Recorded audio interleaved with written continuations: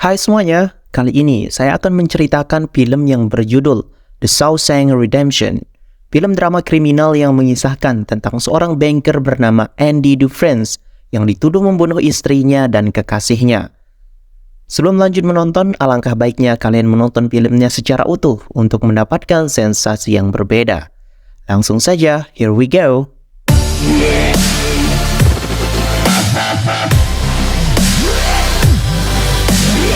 Film dimulai dengan memperlihatkan seorang pria bernama Andy. Dia adalah pegawai bank yang dihukum karena terbukti membunuh istri dan selingkuhannya yang seorang pemain golf dalam keadaan mabuk. Sebenarnya pelaku pembunuhan berencana harusnya dihukum mati, tapi karena di negara bagian itu tidak mengenal hukuman mati, jadinya Andy diberikan 2 kali hukuman seumur hidup karena sudah menghilangkan 2 nyawa. Andy pun divonis seumur hidup di penjara dan akan dikirim ke penjara yang terkenal sangat kejam.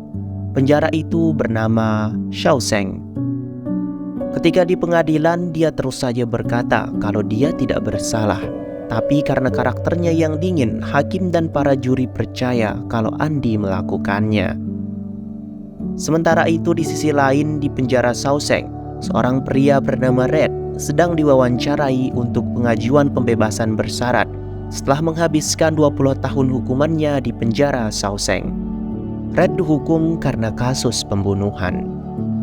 Terlepas dari sikap baiknya selama 20 tahun di penjara, pembebasan bersyarat Red tetap ditolak dan dia harus menjalani sisa hukumannya di penjara ini. Karena sudah 20 tahun di sini, Red bisa dibilang senior di kalangan narapidana. Dia dikenal bisa menyelundupkan barang apapun ke dalam penjara. Ketika sedang mengobrol dengan teman-temannya, tiba-tiba alarm penjara pun berbunyi. Tanda narapidana baru akan datang. Sudah jadi tradisi Red dan teman-temannya untuk membuat taruhan. Siapa di antara narapidana yang baru ini yang akan menangis di malam hari ketika menghadapi malam pertamanya di penjara. Red memasang taruhannya pada Andy. Dia yakin karena Andy terlihat bersih dan rapi akan merasakan menderita di malam pertamanya. Malam pun akhirnya datang. Penjara tiba-tiba dihebohkan oleh tangisan seorang narapidana baru yang menangis histeris. Tangisannya itu mengundang kepala sipir datang. Karena orang ini tidak mau diam, kepala sipir pun marah dan menghajarnya. Sayangnya karena hantaman terlalu keras ke kepalanya, dia pun tewas pada malam itu. Sementara Andy yang diprediksi Red akan bernasib seperti orang tadi malah tetap tenang dan santai. 1 bulan pun berlalu. Di suatu siang Andy menemui Red untuk pertama kali.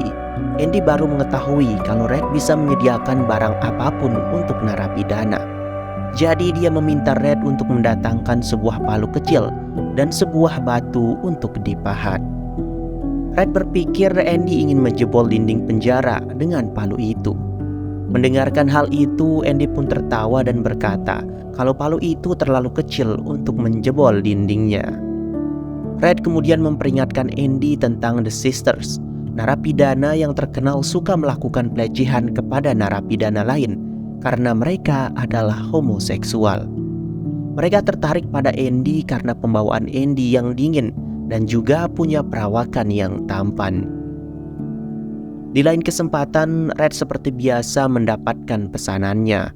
Ketika melihat palu yang Andy mau, Red pun paham kenapa Andy menertawakannya ketika di lapangan.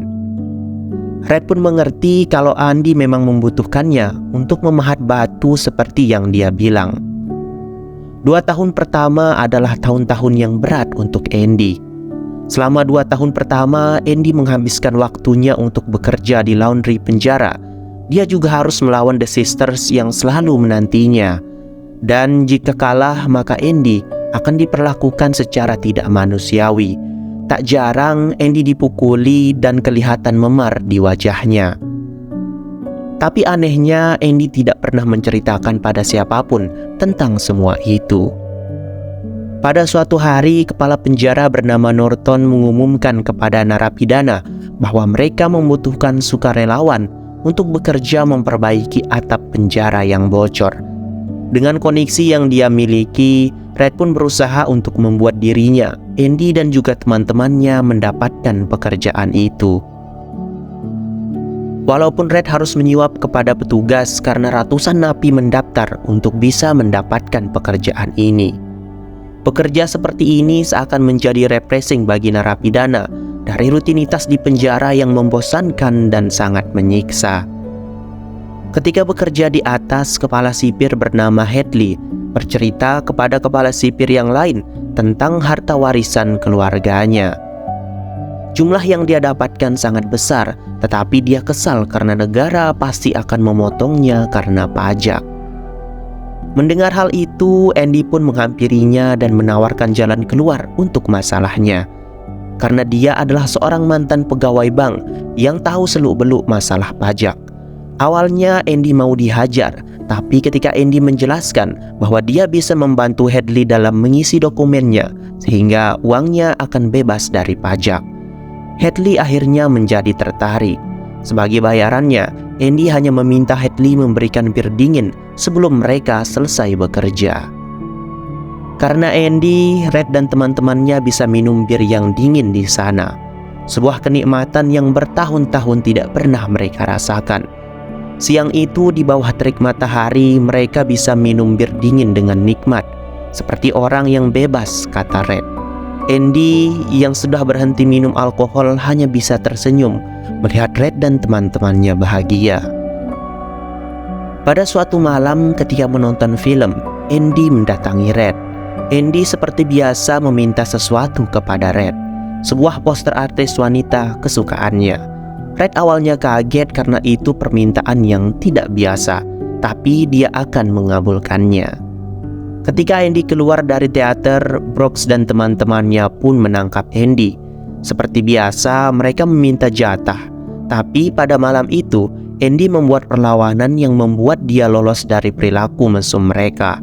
Tapi karena dihajar habis-habisan, Andy harus terbaring selama 1 minggu di klinik penjara.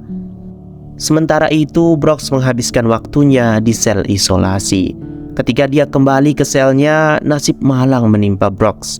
Hadley dan sipir lainnya sudah menunggu dan Brooks pada saat itu mendapatkan ganjarannya. Karena luka yang amat serius, dia akhirnya dipindahkan ke rumah sakit penjara. Andy pun sejak saat itu tidak pernah diganggu oleh orang-orang homo lagi. Red dan teman-temannya yang merasa berhutang budi pada Andy karena bir dingin mengumpulkan batu untuk dipahat, juga poster artis favoritnya. Poster dan batu itu pun menjadi hadiah untuk Andy yang baru sembuh. Beberapa hari pun berlalu. Suatu hari Norton mengadakan inspeksi mendadak di sel-sel narapidana, termasuk selnya Andy. Ketika selnya diacak-acak, Andy mencoba berbicara dengan Norton. Mereka berbicara tentang beberapa ayat dari Alkitab. Setelah itu dia pun menyuruh Andy untuk terus membaca Alkitab tersebut. Buku itu bisa menyelamatkanmu, katanya. Ternyata itu hanyalah sebuah tes. Karena setelahnya Andy dipanggil ke kantor Norton dan dia dipindah tugaskan dari bekerja sebagai tukang cuci menjadi asisten pustakawan bersama napi yang sudah tua bernama Brooks. Tugas Andy menjadi semakin jelas ketika ada seorang petugas muncul dan meminta Andy untuk menyusun perencanaan keuangan supaya dia bisa memberikan pendidikan yang bagus untuk anak-anaknya. Andy pun mulai bekerja sebagai penasihat keuangan kepada sebagian besar sipir di penjara. Dia juga membantu mengurusi pajak penghasilan mereka. Karena hal itu, Andy berkata pada teman-temannya bahwa dia memiliki peluang untuk memperluas perpustakaan penjara. Dan dia berkata kepada Norton bahwa dia akan meminta dana pada Senat Negara Bagian. Norton tahu itu tidak akan ada gunanya, tapi dia membiarkan Andy melakukannya.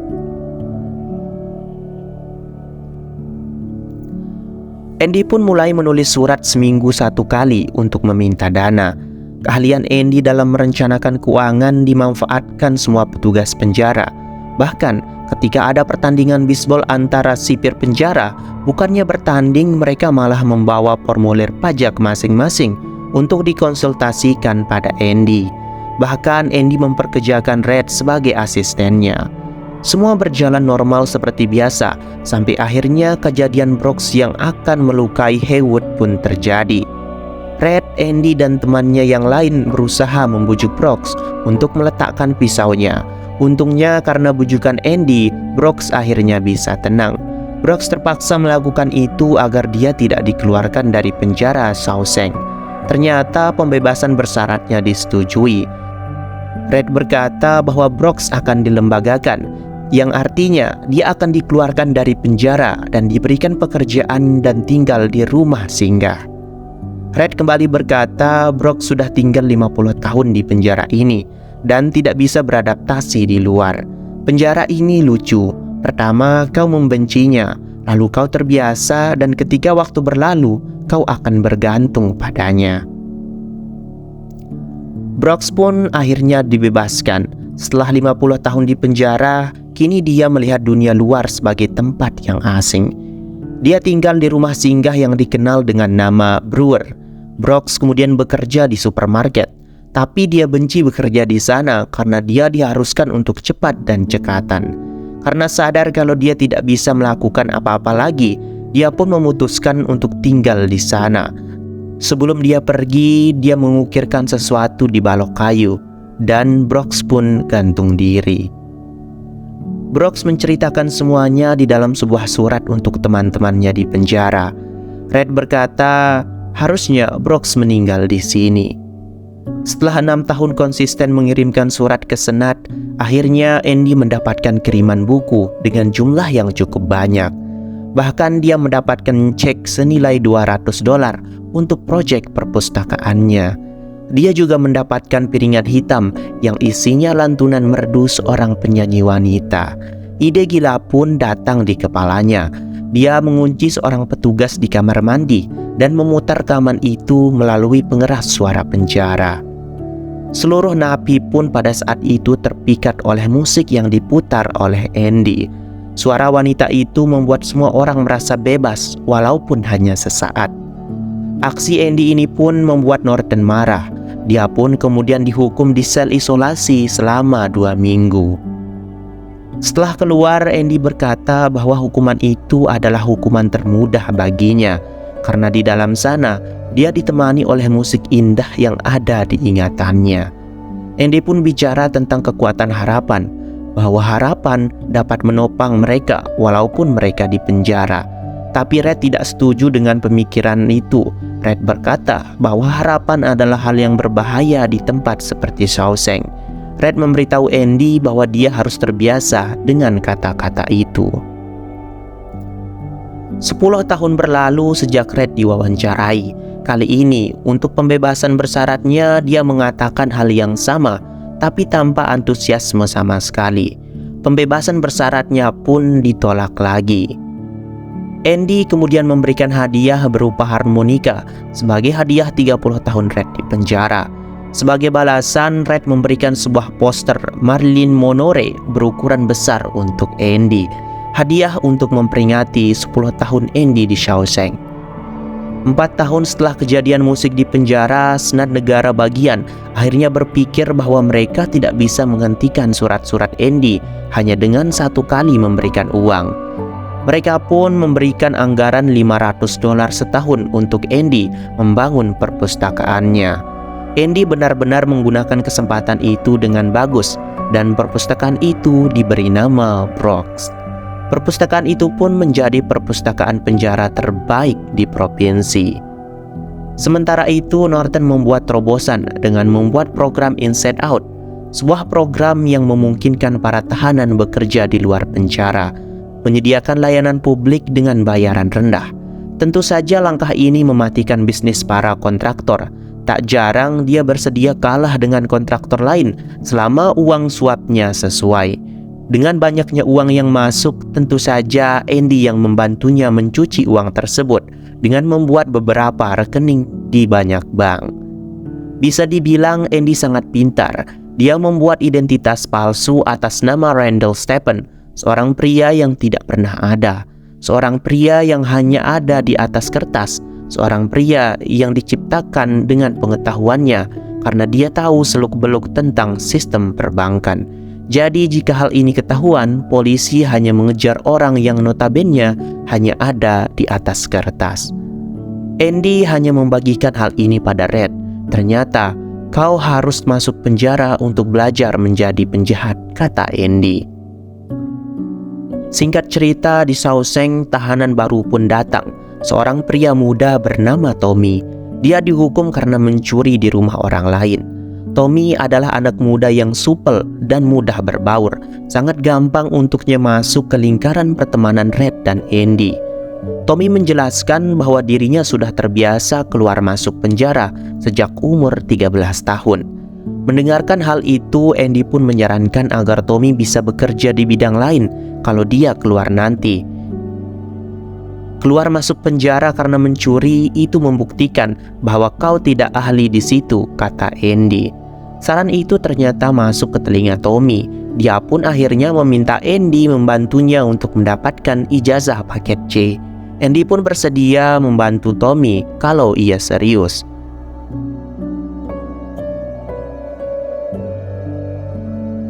Setahun setelah mengajari Tommy, tibalah saat ujian. Tommy pun frustasi karena hanya sedikit soal yang bisa ia kerjakan. Andy pun tetap mengambil kertas jawaban itu dan mengirimkannya ke dinas pendidikan. Setelah itu, Tommy merasa tidak enakan karena sudah mengecewakan Andy. Dia pun penasaran apa kejahatan yang Andy sudah lakukan. Red kemudian bercerita bahwa dia adalah bankir yang membunuh istri dan selingkuhannya, seorang atlet golf. Mendengarkan cerita itu, Tommy pun kaget. Lalu dia bercerita kepada Red dan Andy bahwa ketika dia di penjara beberapa tahun yang lalu, dia mempunyai teman satu sel yang terkenal sebagai penjahat yang sadis. Dan dia pernah bercerita bahwa dia pernah membunuh seorang pria yang merupakan atlet golf bersama dengan kekasihnya yang merupakan seorang istri bankir. Sambil tertawa, dia pun bercerita bahwa polisi malah memenjarakan suaminya itu, kata orang ini. Mendengarkan cerita itu, Andy pun menemui Norton, menceritakan informasi yang dia dapatkan. Dengan penuh harapan, Norton pun akan membantunya dengan Tommy sebagai saksi. Tapi sayangnya reaksi Norton malah tidak sesuai ekspektasi Andy. Walaupun Andy mengatakan bahwa dia tidak akan membocorkan skema pencucian uang yang bertahun-tahun dia bantu, hal itu malah membuat Norton marah dan menghukum Andy di sel isolasi selama 1 bulan. Hukuman ini pun menjadi buah bibir di kalangan napi karena tidak ada yang pernah diisolasi selama itu selain Andy. Mereka juga beranggapan bahwa Andy mungkin benar-benar tidak bersalah dan sudah menghabiskan 20 tahun di penjara untuk kejahatan yang tidak pernah dia lakukan. Tommy mendapatkan kiriman dari dinas pendidikan. Ternyata dia lulus ujian dan mendapatkan ijazah SMA paket C-nya. Kabar ini pun disampaikan pada Andy dan Andy pun tersenyum mendengarkan kabar baik itu.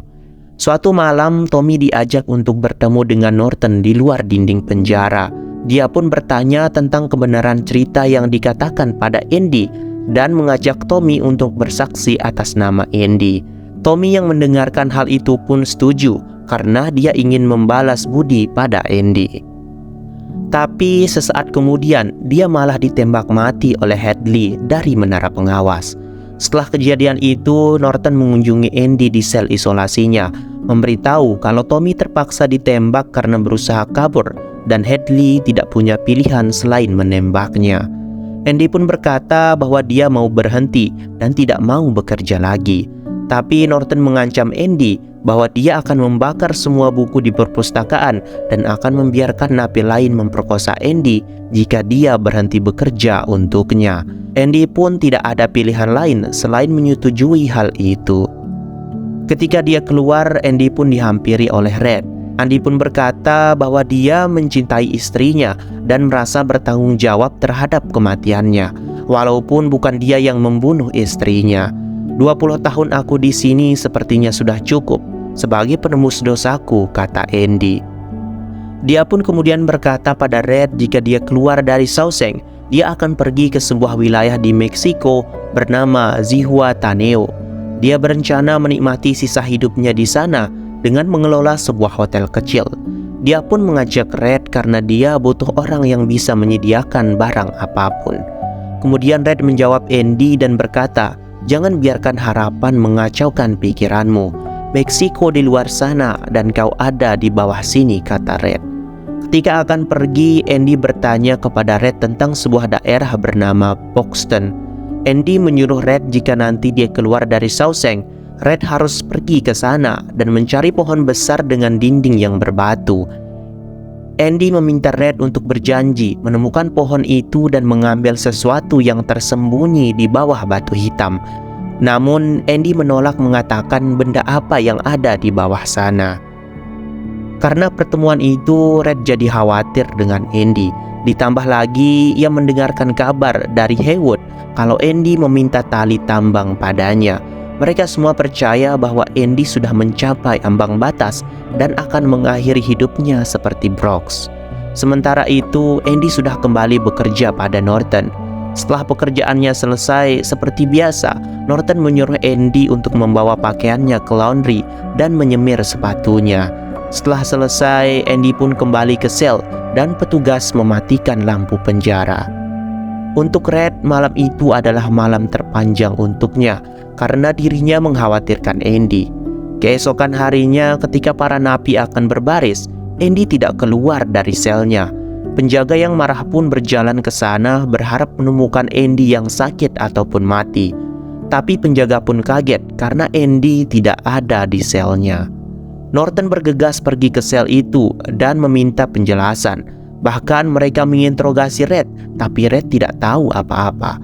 Norton yang marah pun melemparkan pahatan batu yang Andy buat ke berbagai arah, sampai salah satu batu mengenai poster dan menembus masuk ke dinding.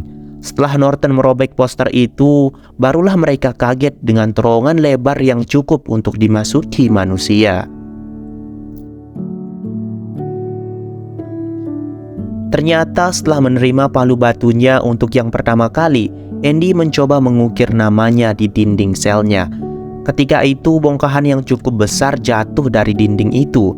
Andy yang paham dengan geologi pun akhirnya mengerti bahwa bahan yang digunakan untuk membuat dinding bisa digali untuk membuat lubang. Dia pun menghabiskan malamnya selama bertahun-tahun untuk menggali lubang itu, sedikit demi sedikit. Kemudian pada pagi hari, dia akan membuang pasir-pasir dari lubang itu di lapangan. Ketika Tommy terbunuh, niat Andy semakin kuat untuk melarikan diri dari Shawshank. Sebelum pergi, dia menukarkan pembukuan pencucian uang Norton dengan buku lain. Dia juga membawa sepatu Norton yang sudah disemir ke dalam selnya tanpa disadari oleh siapapun.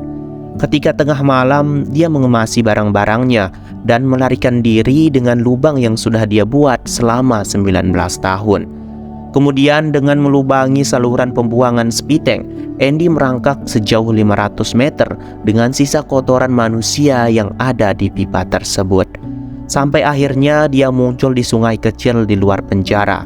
Pada pagi harinya, setelah sadar Andy melarikan diri, para polisi hanya menemukan pakaian penjaranya dan juga palu batu yang sudah tumpu karena sering dipakai. Ketika Norton dan orang-orangnya disibukkan dengan mencari Andy yang sudah lama kabur, di siang itu Andy pergi ke beberapa bank tempat dia menyuruh Norton menyotorkan uang menggunakan identitas sebagai Randall Stephen dan semua identitas yang dia ciptakan. Dia menutup semua rekeningnya dan mengantongi uang ratusan ribu dolar. Sebelum dia pergi, dia menyuruh petugas bank mengirimkan paket yang isinya buku akuntansi Norton yang dikirimkan langsung ke surat kabar kota itu bersama dengan kesaksian tertulis oleh Andy. Tak lama kemudian, polisi menyerbu penjara Shawshank lengkap dengan wartawan yang meliputi kasus ini. Hadley pun ditangkap atas pembunuhan Tommy, sedangkan Norton memilih untuk membunuh dirinya sendiri. Sementara itu, Andy menghirup udara kebebasan dengan uang yang cukup sampai masa tuanya. Setelah kejadian itu, Red mendapatkan kiriman kartu pos dari Texas tanpa tulisan apapun di atasnya.